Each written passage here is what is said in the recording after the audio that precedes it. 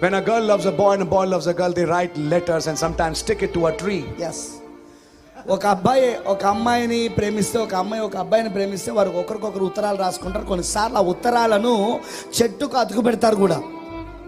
Brother Branham did that. సోదరు బ్రహ్నాం గారు చేశారు. You know for whom? ఎవరి కోసం చేశాడో తెలుసా? For Jesus. యేసు కోసం.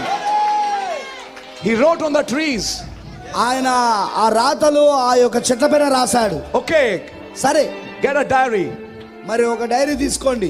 and write, Jesus, I love you, I want to see you. ఇలా రాయి, యేసు నేను నిన్ను ప్రేమిస్తున్నాను, నేను నిన్ను చూడగోరుతున్నాను, నేను I'm missing you, Jesus. యేసు నేను నిన్ను మిస్ అవుతున్నాను నేను. Now these sentences may sound very simple, but they are not. ఈ మాటలు చాలా సామాన్యంగా ఉంటాయి కానీ అంత సామాన్యమైన కావు అవి.